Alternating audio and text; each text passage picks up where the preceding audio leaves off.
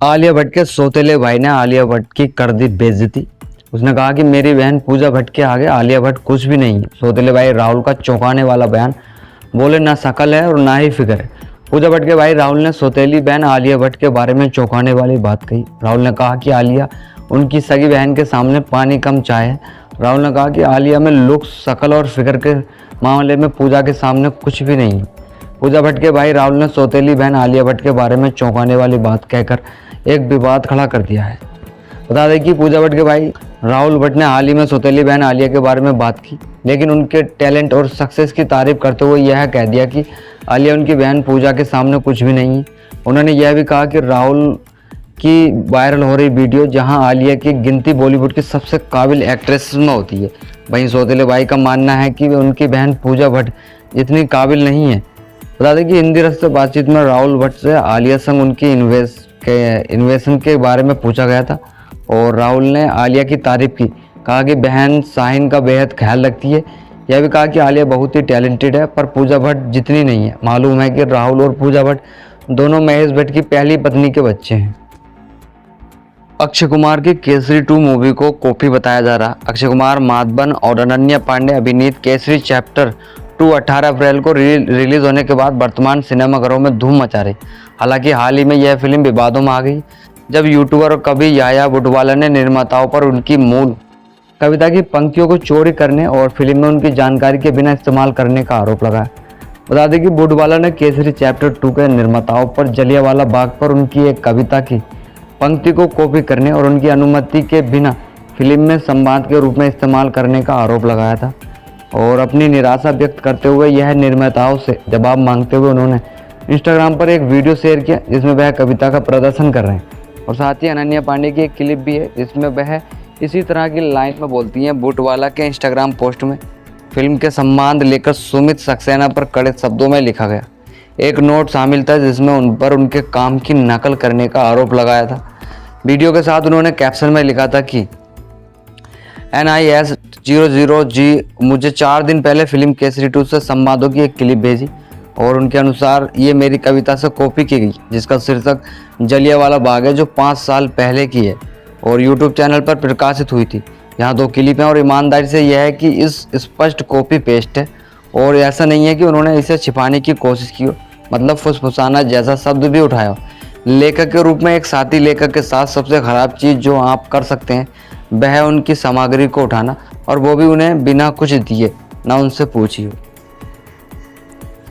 जैसा कि social media पर आप देखते होंगे शुभमन गिल और सारा तेंदुलकर और सारा अली खान इनके बीच काफ़ी अफवाहें चल रही हैं। वहीं शुभमन गिल ने सारा तेंदुलकर और सारा अली खान और अवनीत कौर के साथ डेटिंग की अफवाहों को हास्यास्पद बताते हुए स्पष्ट किया कि वह 3 साल से अधिक समय से सिंगल हैं।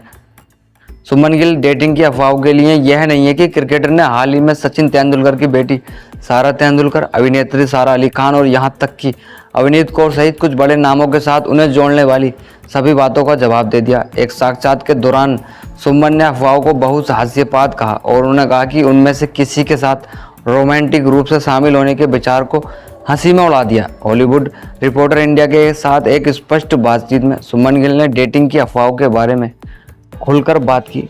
उन्होंने खुलासा किया कि पिछले 3 सालों से सिंगल है जबकि उनके बारे में कई तरह की अफवाहें चल रही हैं।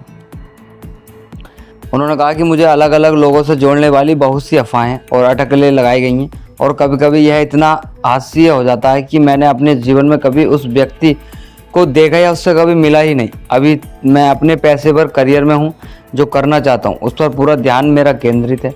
शुभमन गिल ने कहा कि मेरे जीवन में किसी के साथ रहने के लिए कोई जगह नहीं है।